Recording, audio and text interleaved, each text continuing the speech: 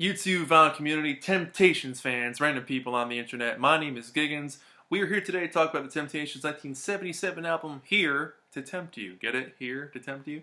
Um, this was their first album for Atlantic Records after they left Motown, which just sounds insane. Like the Temptations minus Motown just doesn't make sense. Like, they would come back after a couple of years, but in the mid 70s, at this point for the group, their albums weren't as impactful as they had been in the early 70s and especially in the late 60s too. But they felt like things were drying up. They felt like the songwriting wasn't good enough. They felt like they weren't being promoted well enough.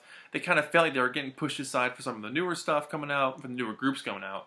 And they wanted to change. You know, Dennis Edwards had just left the group at this point, so Louis Price had come in to be the lead singer. So they had a couple of new guys here. Glenn Leonard was fairly new at this point. And they wanted to try something different, so they ended up, dropping their contract with Motown or getting out of it somehow, and going over to Atlantic to try something different. And they got hooked up with Baker, Harris, and Young. The production team out there worked with, I think the Tramps was the group they worked with. And basically kind of fell into the Philadelphia soul sound, which is very different to hear the Temptations do, because they're a Detroit group, man. Like, they sound like the Motown sound, and to hear them have this big lush string, sweeping string kind of thing that was very the sound of Philadelphia. To hear them in that element is very. My first gut instinct was to say the word weird, but it's also exciting to hear them try something different, kind of branch out. Because, Melvin and Otis at this point were the two original members. They wanted to do something that sounded current and hip, just as much as they did in the late 60s, wanted to do, Sly and the Family Stone type stuff, with, everyone being a lead singer and trying a more funkier sound and coming up with a psychedelic soul. That helped them stay current and helped them stay on top of the game for a handful of years anyway. So by this point, they wanted to again prove themselves as a current group that was just as important as any of the new groups of that time. So they did this. And they recorded all the vocals in New York.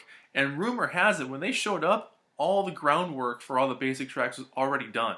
So they had no say in any of that stuff. They basically came in and recorded their vocals, and then the album was done. As the rumor goes. If that is incorrect, please let me know. But from what information I am aware of, that's how it went down. So by this point in the group, you've got Melvin and Otis, who were the original members. Richard Street, who came in after Paul Williams had to leave because he was so sick. And then Glenn Leonard, and then Louis Price was the most recent member at this point, who was super young at the time. He was 25 when he joined. So he was the baby of the group at this point. But two singles came out for this album, Think for Yourself and In a Lifetime. And overall, this album is kind of a mixed bag. It's not my favorite, I'll be honest about that. It's really not my favorite. And there was a review I saw online somewhere where they said this thing was in the cutout bins in the early 80s, and you can find it everywhere in the cutout bins. And this is from the cutout bin. If you see closely, it's got the chunk taken out from that machine where they go like that, and they throw it in the dollar bin. And this thing actually has a Peaches sticker on it. It says 4 for $1. Can you imagine buying 4 brand new LPs for $1? Unbelievable. So this might be from the early 80s when someone bought this, but it's still got the shrink on it. It's coming off a little bit. But the record itself obviously is in great shape. Musically, there's moments on here that are really good, but overall, this doesn't really sound like the Temptations. And I'm not saying that in a way that's oh, they're not supposed to change. No, of course they can change. Any band or artist can do something different, but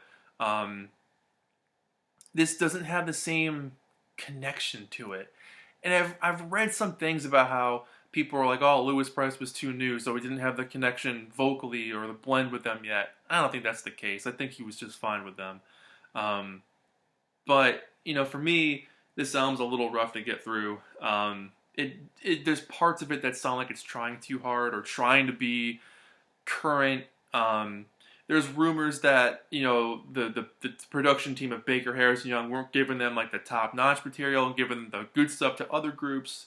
One thing I do really love about this album is that almost every single song on this thing is co-written by Ron Tyson, who would become a Temptation in 1982 or 3.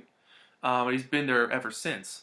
So it's kind of cool. You get a little bit of like the past and the present mixing together there, which that part I think is awesome. But anyways, the first track on here, "Think for Yourself," was a single, and this is definitely the Temptations full on taking the dive into that Philly soul sound.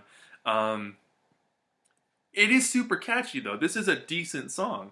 Excuse me. I do like the sweeping strings. I do like the drums kind of matching the bass, and the hi-hat shuffle that they produce is really cool. So it's got a good dance effect to it.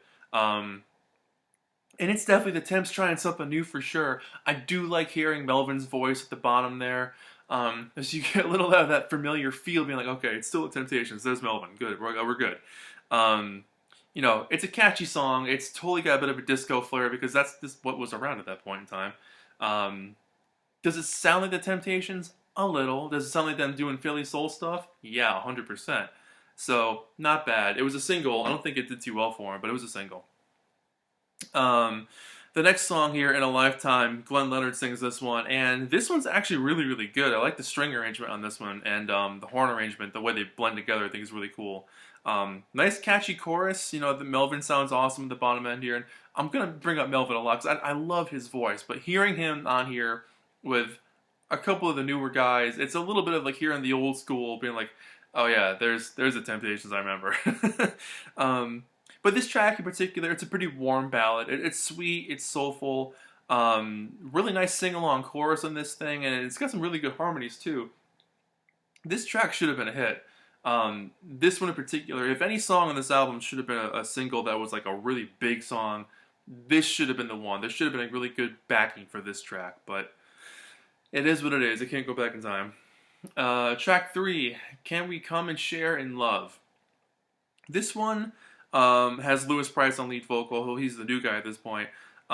He's got a really heavy, rich presentation. It's amazing to hear that voice come out of him because I've seen videos. It looked like he was a pretty short dude. So hearing this big booming voice come out of him is pretty impressive. This track for me sounds very Barry White. Like this could have been on a Barry White record with no problem. I do like the really nice soaring background vocals on this one. It could have been a single, but it definitely goes a little bit longer. I think if there was like an edit version of it, I think it could have been a cool single.